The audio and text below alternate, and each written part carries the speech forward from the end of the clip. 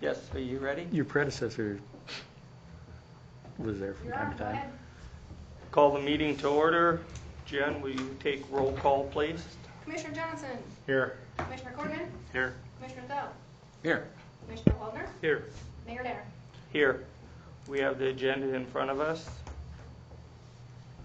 Make a motion, we adopt the agenda for this evening. Second. I got a motion to adopt the agenda and a second. Any further, all in favor signify by aye. Aye. All opposed, nay. Motion carried. Moving down to appearance and acknowledgement. Tonight we have Eric Forsheim, Executive Director, Lake Area Improvement Corporation. Update. All right. Come up, Mike, please. Eric Fosheim, Executive Director for the Lake Area Improvement Corp. Most of what I have to say tonight is stuff the Commission, at least in some level or another, has been involved with respect to some of the projects we're working on. The first thing is kind of front and center for kind of the public has been the True Shrimp Project. That's been keeping us pretty busy. We continue to move forward with that, and obviously with various members of the city with respect to the EDA application. That's been kind of our most recent developments and kind of our most recent focus with respect to kind of getting things in line. So that way when True Shrimp is ready to break ground, we have all of our infrastructure in place, or at least the idea of how we're going to get it in place kind of in line. So I guess where we're at with that is we're currently working on the EDA application. The hope is that we can get some of these infrastructure costs that the city and the Lake Area Improvement Corp have to invest in ahead of the lights turning on with True Shrimp to help offset some of those costs. So the city and LAIC looks like we're going to be in for a little over $6 million-ish on that. And we're hoping to have roughly half of that, or at least $3 million of that covered through the EDA grant. So that would be fantastic. It's my understanding that a lot of those improvements were kind of on the docket for the city in the future. So the hope is that we can use this project as kind of a catapult to get some of that stuff done, and a way to access some federal funding to help do that. So that's really the most relevant stuff with True Shrimp. As far as project timeline, we met with their team last week. They're still working on their equity drive, and obviously when they announced this project, it was June 1 was kind of their estimated timeline for breaking ground. Had a lot of questions recently. Obviously that date has come and gone, and we're not seeing any dirt moved over there yet, but after our meeting last week, we are still very confident in the project. Basically what it comes down to is a project of this magnitude, in this size, and it being the first of its kind. Everybody's doing a little bit of learning along the way, and obviously they're ironing out a few things as they go along as well. And my point of view is that it's important that they get it right the first time, and so if that means they take a little bit more time to get it done that way, I guess I would just assume that would be the route they take. So we're very confident that the project's continuing to move forward. Their team is excited, we're excited, and it's just a matter of when at this point. So hopefully that's in the very near future. Any questions on that? I think for clarification with the taxpayers, as Bob always says, with the citizens, as well as those who are taxpayers, you say $6 million for the city and LAIC. Yes. Hopefully half of that covered by EDA. Yep. Can you tell me, can we come to some understanding of what it means if the city's going to have a $3 million investment in this? There are a number of people who would say, why is the city putting $3 million into a private corporation? And it's a good question. So not because I oppose oil and board at this point. Sure. Boy, did that ever sound like both sides of the fence, huh? That just for clarification, because we do have home viewers and listeners who I know are gonna say, why are we putting $6 million or $3 million into this? Sure. Can we talk about that a little bit for clarification purposes? I can Yeah, talk so, about it and too. I don't know if Brad can maybe jump in a little bit on this especially, but a lot of that has to do with electrical upgrades the city's going to have to make to kind of gear up for all of this. It has to do with some water infrastructure that has to be put in place, all of which, as I understand, were kind of on the docket to begin with. This project is just creating the need for that a little bit sooner than it otherwise would have done. Brad, do you want to jump in and kind of Sure. share a little bit? The thing you got to understand is that this is part of the solution, is this EDA funding. The other part of the solution is going to be an agreement between us and True Shrimp for infrastructure improvements. That has not been ironed out yet. So this is the first step. If we can secure the EDA funding and know that we're going to get 50% of X number of dollars, then we can take the next step and go to True Shrimp and negotiate what they're going to pay for the infrastructure. Now, some of the infrastructure is going to be an improvement for our system, and we should probably shoulder some of those costs because we're getting an improvement, not just the minimum to serve True Shrimp. We're going to get an improvement over and above that, so we need to probably pay a little of that, because it is helping our system out. And so we do all water, sewer, and electric. All three are having things that were going to be done.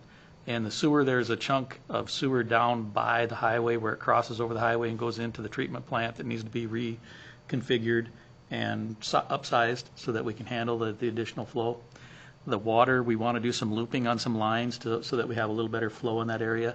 And so that's part of what's going to be better. We wouldn't necessarily have to do that, but in order to do it the right way the first time and get the best service out of that improvement, we need to make a loop, and so that's going to be a little bit extra. And the same thing with electricity. We're going to run transmission lines in a loop through and then have two substations more or less upgraded rather than putting all our eggs in one basket and having one. And when you look at the geographical diversity, then that gives you a little bit more hardening, if you will, for either,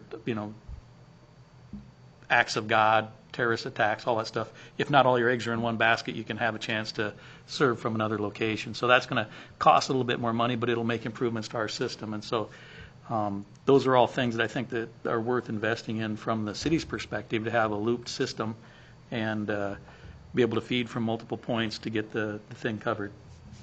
The loop system in water or in electricity, even if the city derived benefits from that, even if the True Shrimp thing didn't happen. Yes. Somebody else fell off the wagon. Exactly. And I think the important thing to remember is, That's what I'm trying to clear up.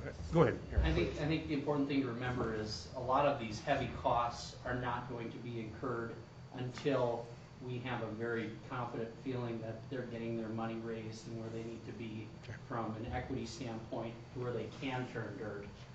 The thing we have in our favor in all of this is there is a 2-year build out of that project from the time it starts. And so it allows a lot of time in there for, things to fall into place once we know that they're actually coming. So I think the thing to keep in mind is that these hard costs in large part are not going to be incurred until we know for a fact that they are coming. And I think that's, and I'm not opposed to this. There seems to be some lag in here in the community understanding of where this is going. If it happens, this would be great for us, I think. Sure. But I think the community needs to be confident that we're not investing in a vegetarian pizza outfit that never shows up, or something like that, which has happened. Like that. And I think for the city, I think the main thing to keep in mind too is 150 plus jobs that are starting out at a pretty decent pay level have created a lot of interest and excitement around our housing needs. We've got builders calling us, a lot lately, going, where can I get involved in this? What can we do? And that's multifamily, single family. We've got retailers now that are looking at us as far as possible points of interest. So this whole project, in and above, the DSU projects that they have going on, there's a lot of excitement right now being driven by this, and I think you're going to see a lot of spin-off, especially once we know what's happening. I think there's going to be a lot of spin-off from that. So the city's going to see a lot of benefit from that down the road. And to dovetail on the timeline, the only place that we're going to be tight on time with this, that we're going to have a real warm fuzzy when we decide to pull the trigger, because we're going to have to pull it fairly soon, is the electric. In order to build a substation and get all the stuff, to get a transformer and get all the planning, we got to go through SPP and get that all done. And so you got to do a study, send it to SPP, get it approved, order a transformer, all that stuff. We're talking roughly 18 months. And that's going to end up being just about the time frame where they need to have that kind of power. We can provide a fair amount of power out of our current system, but we're going to be limited to a maximum amount. And I'm sorry, Brad. And so it's going to be a race, us getting a substation in time before they exceed our capability to feed the power to their needs. So at that point in time, that's where we got to be pretty comfortable when we make that decision, but we're going to have to do that fairly early in the process compared to the water and the sewer. So if we're looking at a 2-year build out, and we're 18 months to get up, we're looking at about a 6-month window here of maybe making a decision in about 6 months? Well, we don't know. I'm not holding you to that. Right. Just- There's a 6-month gap there, but the thing is that it depends on how fast they start using electricity, because I don't think we got enough electricity delivery capability to feed them 100%.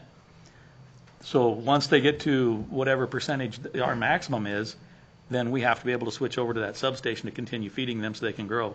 And so that might be before the 24 months is what I'm getting at. It might be 18 months, and we might have a race to see who gets to that point first, and hopefully we do. So that's the tricky part about all this, and that's the only place that I see and it's the big ticket item. So those are the two things that are kind of bad about it. It's the big ticket item, and it's the one that takes the longest to build out because of the planning.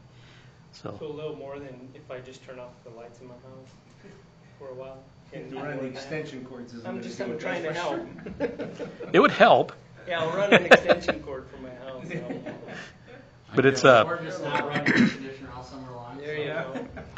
But all this stuff we want to try to get, and then we'll talk about that later, but we want to try to get this all put together in an agreement so that we know where we're at on every single piece, and then we know exactly what we are risking when we make the decision to move forward. Good. Eric, can you give us a little overview of who EDA is and why they are willing to be a part of this? The EDA is the Economic Development Administration at the federal level. They focus on helping communities with infrastructure needs.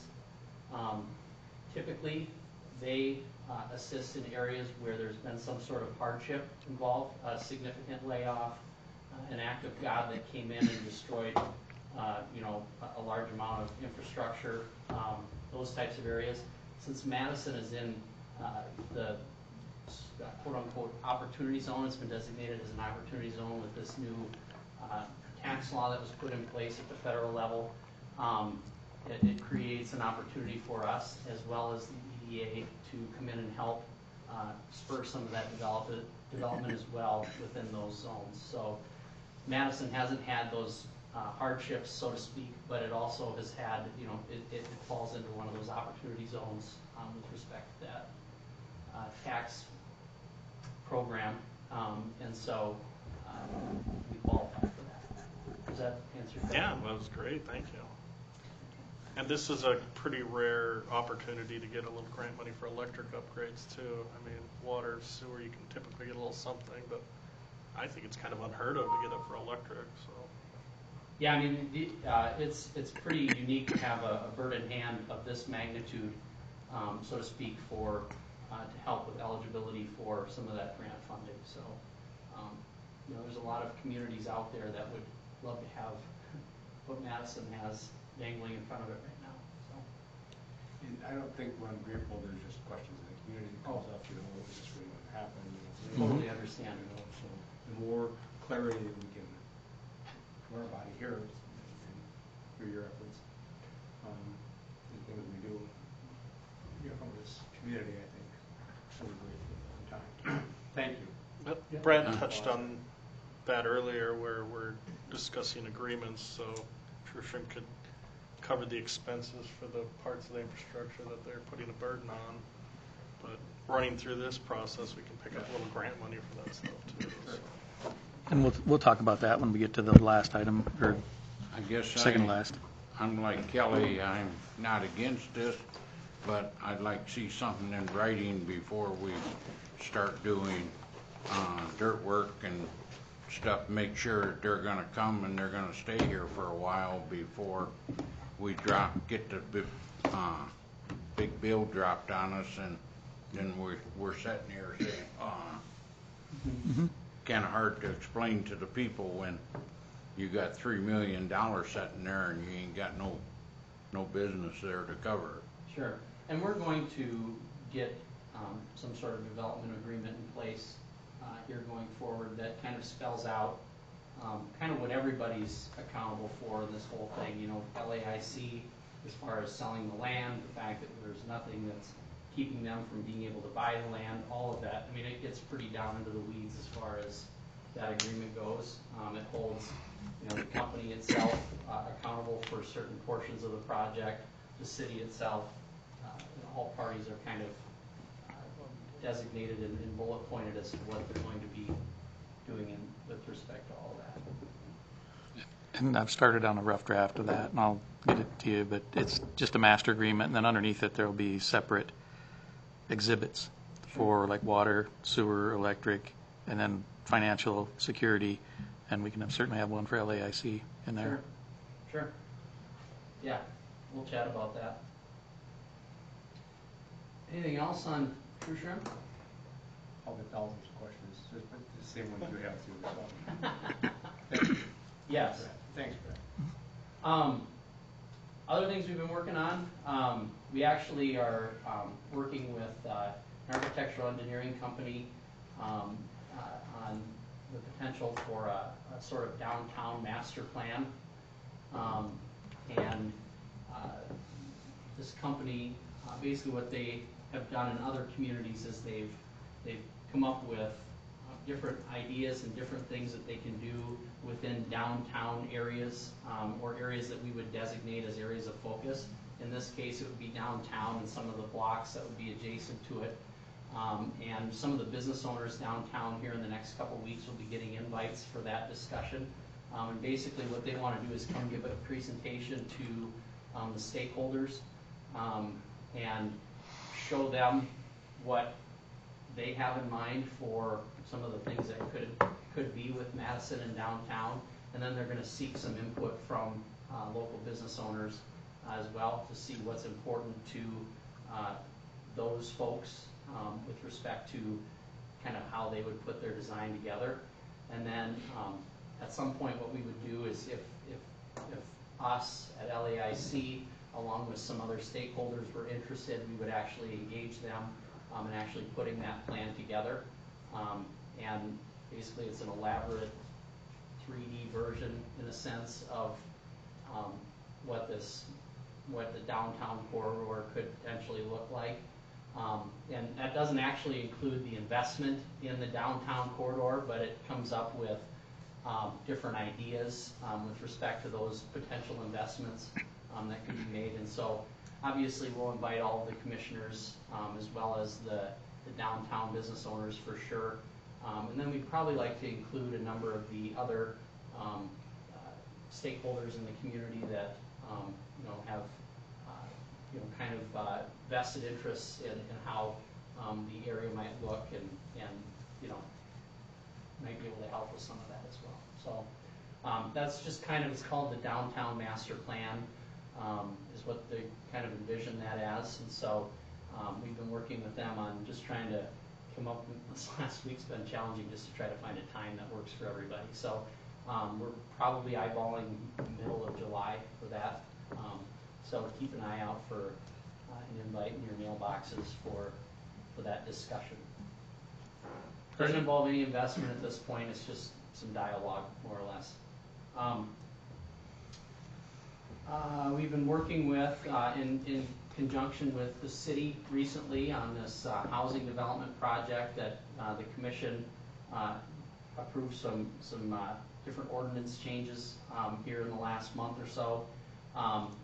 As an update to that, I don't know who's all privy to that, but the developer has since closed on the property and continues to work on the planning pieces of that. And they hope to actually have things ready to start here in the very near future. So as a result of that project, we've actually got, to my knowledge, our first new builder to the area that's been approved for financing and so on. That probably won't start in that development per se, but it's going to be starting on housing development of zone in existing areas where there's been infrastructure put in place. And that's exciting too. And obviously I'm not allowed to share too much information on that just because of confidentiality reasons, but I think you'll be hearing some stuff on that here in the very near future as well. But that's awesome. It's all created by, ultimately what we wanted with those ordinance changes, and the ability for some of these projects to take place. So that's exciting.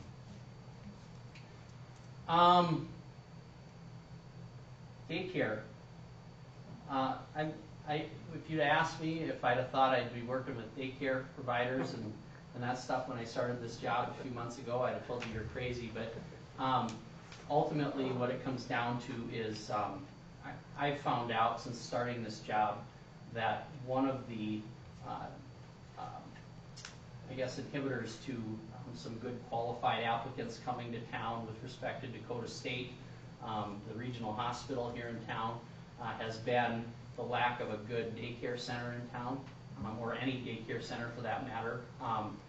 And so I've been engaged with a regional nonprofit organization that focuses on daycare, that has expressed interest in Madison, but it's under the understanding that a lot of different pieces have to fall into place. And so we're looking to hopefully get the right people that have been working on different daycare solutions in town for recent years, I guess, probably more than months, but and hopefully getting some of that dialogue started as to the specific needs in town, where the focus should be, seeing if there's a place for this regional provider in town, and hopefully we can get those pieces to all fall into place, and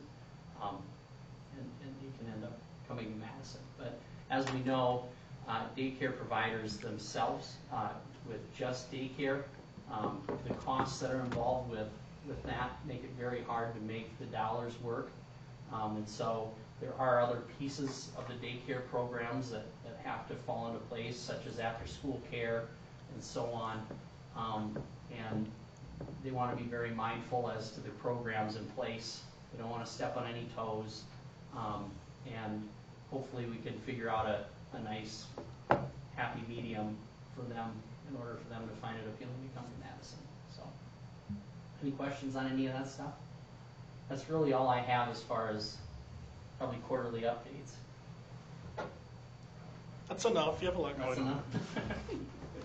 Keep it up. Yeah, Thank you. thank you. Yes, thank you. Thank you, Eric. Move to item 2, Eric Hortness, Executive Director, Greater Madison Area Chamber of Commerce, update. The previous Eric told me he was only going to talk for a minute today. And what did you tell him? How long were you going to talk? You have the easy job. Just a few things. I gave you all some of our marketing, most recent marketing materials. South Dakota Vacation Guide ad. The other 2 skinny ones are from South Dakota Tourism, in which I serve on that board. And then our most recent area guide that came out end of April, early May. Those are all, those ads and the area guide, that's all designed in our office with Courtney, she plugs away every day at doing our ads and our area guides, so she does a really good job with that type of stuff. Some things that we've got coming up. We just finished up helping out with the Northern Bull Ride Tour out of Prairie Village on Friday. Our Ag Committee, they send out free tickets to all the ag producers in and around the area. inviting them to the event for free. We have our golf classic coming up the 21st, so a week and a half. We are filled up with 36 teams, 144 golfers. Most of those are from in town, but there are instances where there's people from out of town that are coming. And we actually have one team coming from Texas that's associated with one of our businesses in town. So word must be out that our golf tournament is pretty good. They're coming from Texas. Is this the one where we had the 2 storms the last 2 years on the same day at weekend of the golf tournament? We've been pretty lucky. The last 2 years we've been Maybe pretty not the lucky. last 2 years, but there were 2 years. I know there was a hailstorm a few years ago. Remember that? So, yeah. But we'll avoid that, thank you. Right. I was just saying. Yeah. Our fireworks Thanks, display. Commissioner Knight, you probably. Oh, yeah, I'm with you all Right. right. Well, wait. Fireworks display again, July 4th, North Shore of Lake Herman on the Isaac Walton League grounds. Discovery Day and our road races, July 27th. We're busy planning all the events that happen on Discovery Day. Leadership Madison is something I wanted to touch on. It's our committee took a year off from the program, but they didn't take a year off from the actual event. We redesigned the program. It'll start again up in September. Application process, letter of references needed to be submitted. So we made the application process a little bit more difficult, I guess. Discriminating. Right, yeah.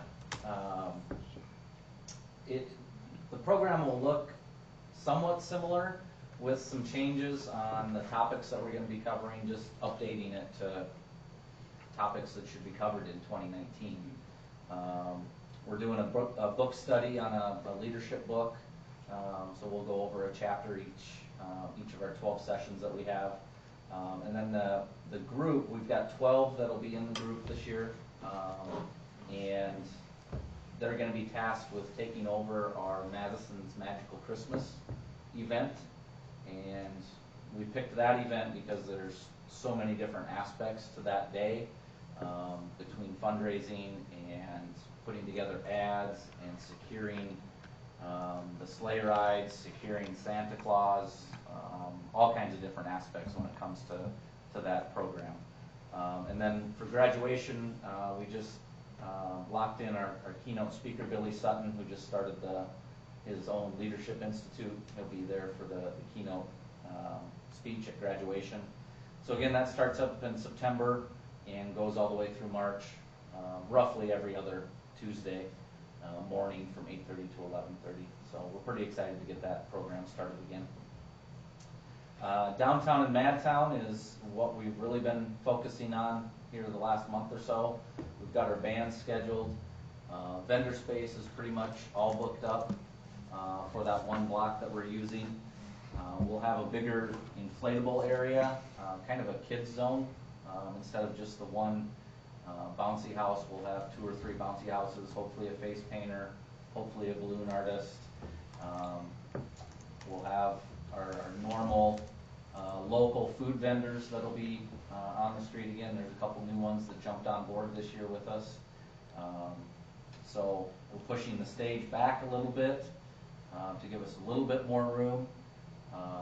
If it gets much bigger than it did last year, we might have to do 2 blocks next year, which that isn't a bad thing. Be a good problem. Yep. Right. One thing that's going to change this year is we've asked all of our vendors. Last year, our vendors were kind of, well, I can't make it this week, I can't make it this week, and that's fine. This year, it's going to be a consistent setup. They have to agree to all 6 weeks. Makes it easier for us in the planning, makes it easier for people in the community when they are talking about it. There's such and such here and such there, and when people show up, they know that it's going to be there. So July 23rd is the first night, and then it runs 6 straight weeks. The one other big addition is National Night Out is moving their event to the 200 block of Egan on August 6th. So that 1 week, there'll be 2 blocks that'll be closed down for that night. Just like last year, the street will be closed off at 4 and opened up probably 10:30 again once we get everything picked up and put away. So the one thing that I did want to bring up, and I can give the idea of what this discussion is going to be about, and then I'm going to turn it over to Brad because I have no way of explaining what needs to happen. So it's kind of an electrical upgrade. If we want to get back into the electrical upgrade discussion for down in that area of Egan Avenue. So if Brad wants to take over. Sure. That.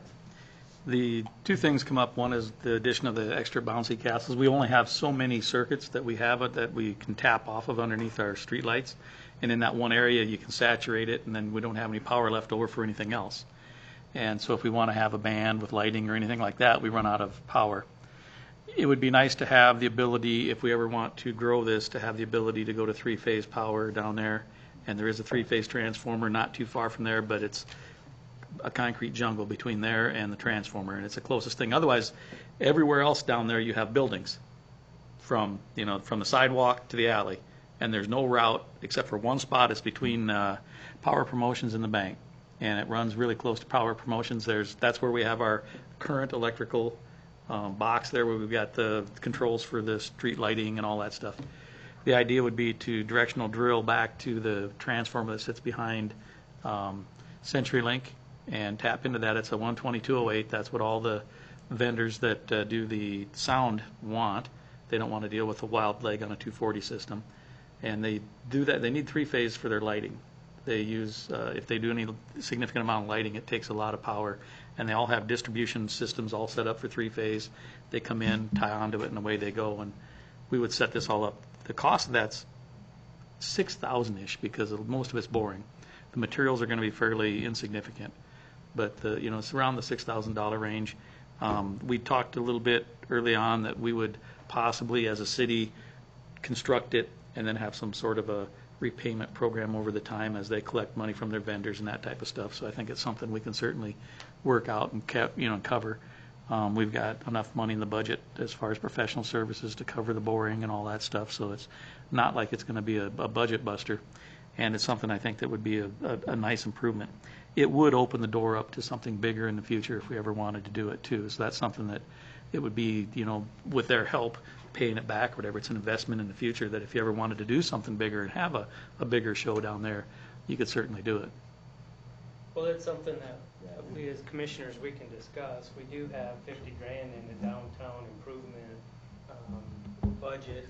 So, and I'll just throw my personal bias out that, I think for $6,000, that's pretty inexpensive in our $24-30 million budget. And it's something that, they're looking at going to 2 blocks and which is great, concerns me somewhat with law enforcement, and so that this doesn't end up being a big street dance and we have issues and problems, which I don't think we will. I think we got the right idea, we got the right crowd and the right people coming to this, and I think anytime we can improve downtown, I'm excited, Eric, what you talked about with the coming in, give us some 3D ideas, let people start dreaming and start visualizing what downtown could look like, or what do the business leaders down there want, and from what I'm hearing from business people even on the block that's blocked off, this is great. Let's keep doing more of these type of things, and so I think it's a good way to support them as well. And I think time frame is. We shouldn't have any problem meeting. Yeah, the July 23rd shouldn't be any problem meeting that if we decide to do it. So.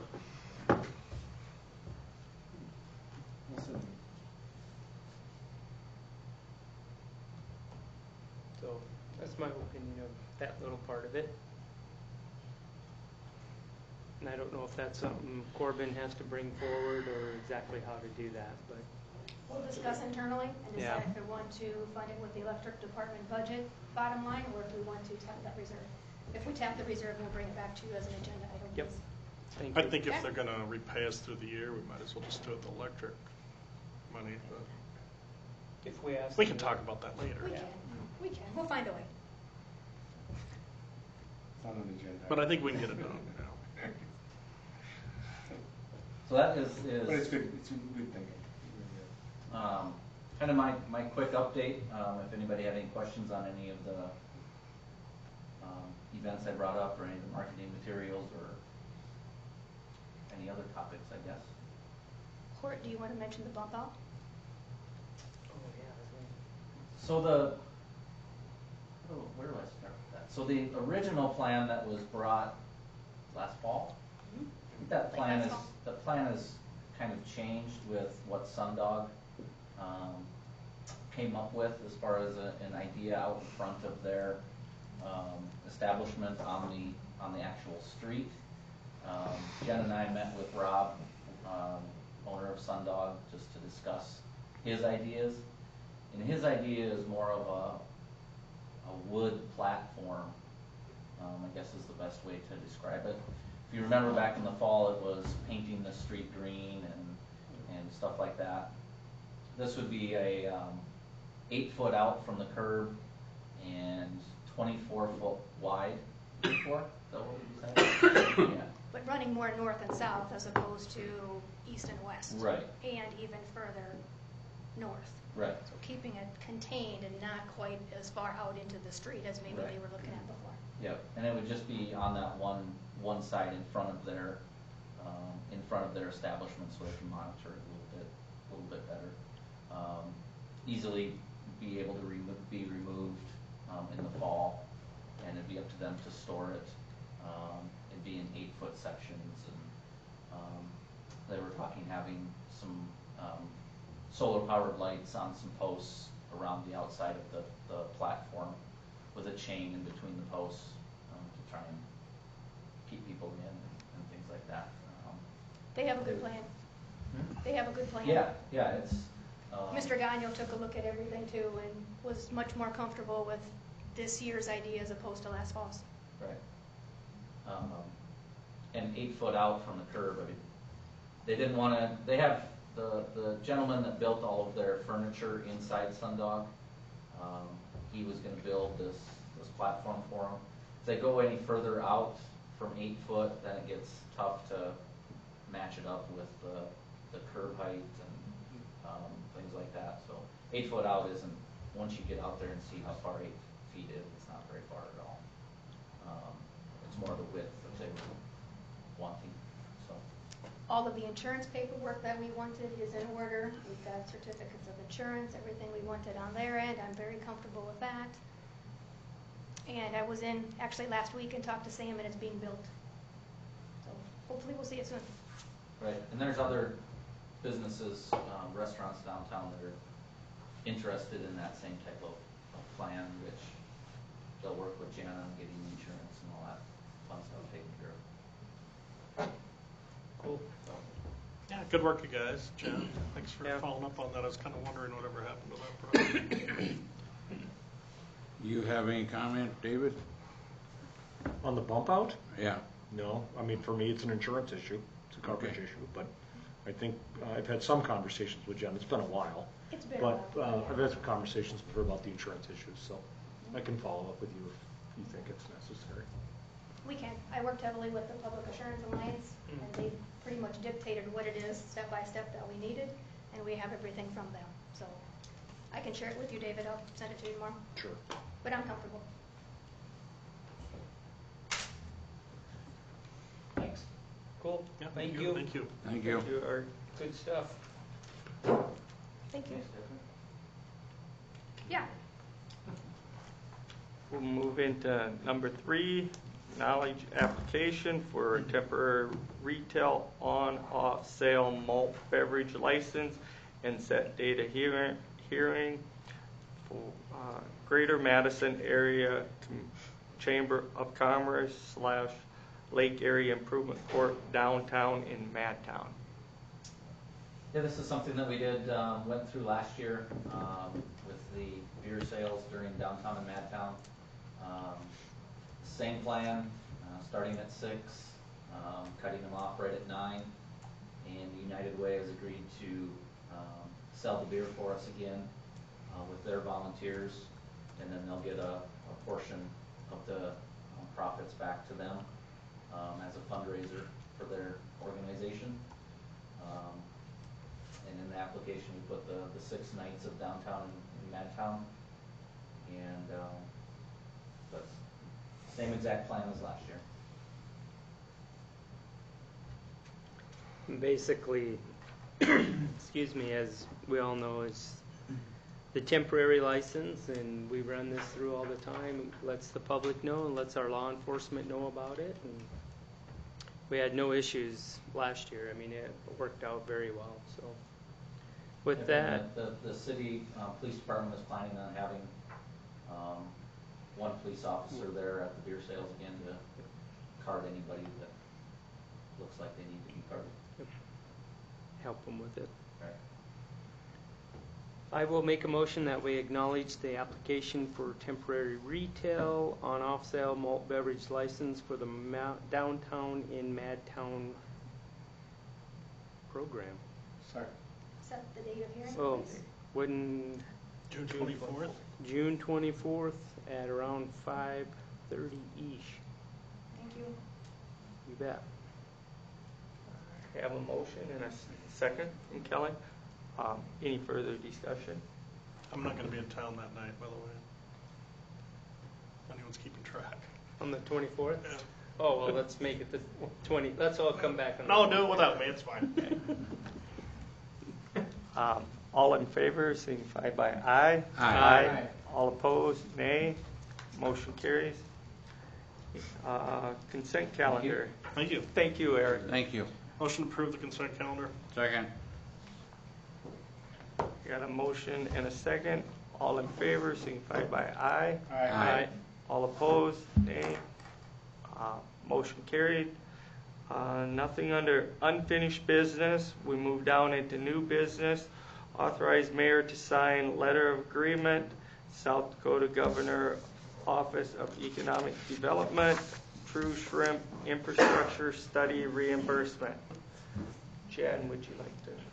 I will start. The rest of the group is welcome to jump in, please. You have before you just a very simple letter of agreement already signed by the South Dakota Governor's Office of Economic Development and True Shrimp, specifically for infrastructure studies reimbursement.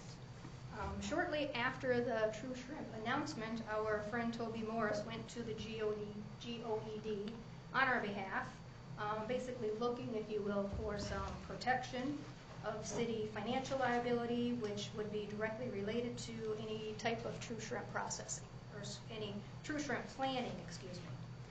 Mr. Folsheim jumped in when he started here too. He was instrumental in working with True Shrimp and obtaining signatures from them. And you now have before you a 3-party agreement to cost share up to $150,000 of infrastructure study expenses.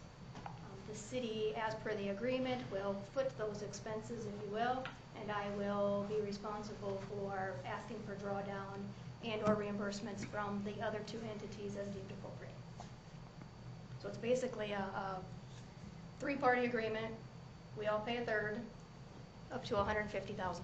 If and when we get close to that, we'll talk and see if we can get something else in order.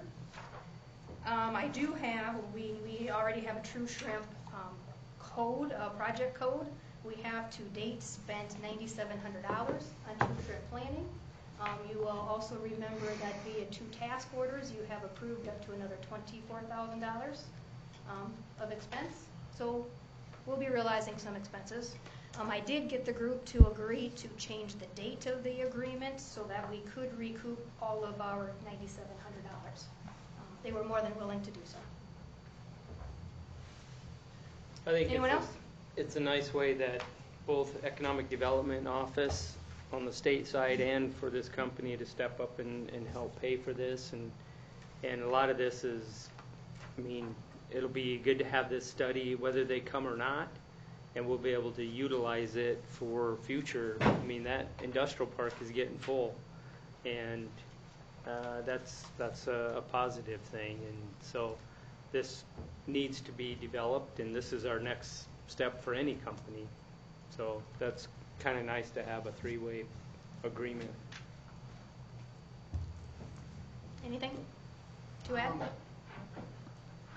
No, I don't really have anything to add, but if you have any questions, Eric Fosheim, LAIC, if you have any questions regarding the document specifically.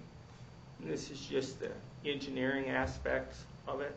Yeah, so as I understand, the city is going to incur the costs, and then basically this is a way for the city to get reimbursed for basically 2/3 of all of the costs up to that $150,000 mark. Between now and you'll see the scope of the agreement is March 1st of 2019 through June 30th of next year, 2020. So the 9,700 we've paid so far, we'll get 2/3 of that back. Right. And this is what kind of paves the way for the agreement that we were talking about earlier, the exhibits, because each exhibit will have two different engineering firms working on it. Banner will be working on the water and sewer improvements. We put together some rough estimates on the EDA grant application.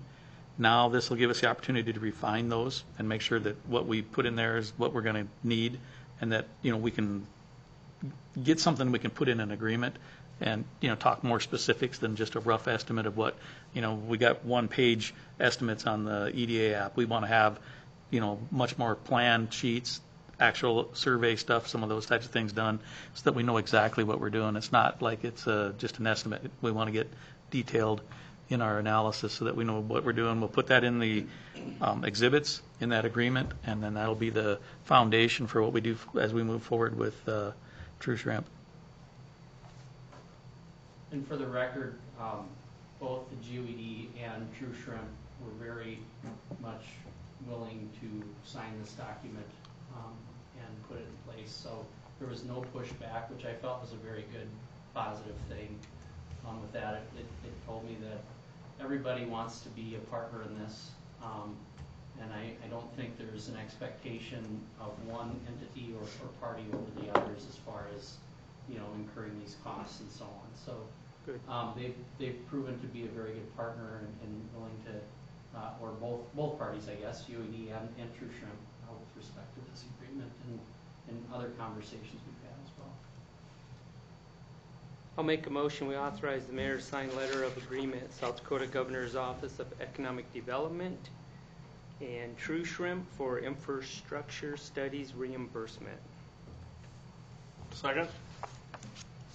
And a motion and a second. Any further discussion, comments? Not. All in favor signify by aye. Aye. All opposed, nay. Motion carried. Thank you. Thanks, Eric. Thank you, Eric. Number 2, approve application for alcoholic beverage license renewal 2019-2020 retail on and off sale malt beverage and South Dakota farm wine. You approved the bulk of these a couple of weeks ago. These are just actually a couple stragglers that didn't meet the finance office deadline by getting their paperwork in. All is now in order, and if you approve, we'll get them sent to the state tomorrow morning. I'll make a motion, we approve the applications alcoholic beverage license renewals, 2019-2020 retail on off sale malt beverage and South Dakota farm wine. Second. Okay, a motion and a second. All in favor signify by aye. Aye. All opposed, nay. Motion carried. Public comment? Nothing, sir. Okay, announcements? I have one if I may, Okay, Mr. yep. Mayor. Just a quick thank you to the Streets Department and a few other people for helping out with the Madison Triathlon a couple weeks ago. They had this street sweeper out to clean off some of the corners for the cycle course, and if I'm not mistaken, I think the actual street sweeper was sweeping like the day before, and then the next morning he was in the pool volunteering. So city employees not only doing their job, but then coming up and volunteering and helping make that event be a successful event. So just a kudos. I mean, you guys are always doing things behind the scenes, and we don't sometimes get a chance to publicly thank him, so. But, and I don't mean to single just him out, because I know a lot of people were involved in helping with barricades and all of that stuff. So thanks to those folks. Thank you. Thank you. Any other announcements? Not seeing any more. I Nothing- can't believe this meeting took 50 minutes. Well, we had the Erics here, the Eric show. The chatty Cathys. If you'd have told me that agenda was a 50-minute meeting, I'd have called you a liar. Anyway. Nothing under executive session. Do I have a motion to adjourn? Second. I have a motion to adjourn and a second. All in favor, signify by aye. Aye. All opposed, nay. Motion carried. Thank you. As they used to say, adjourn signing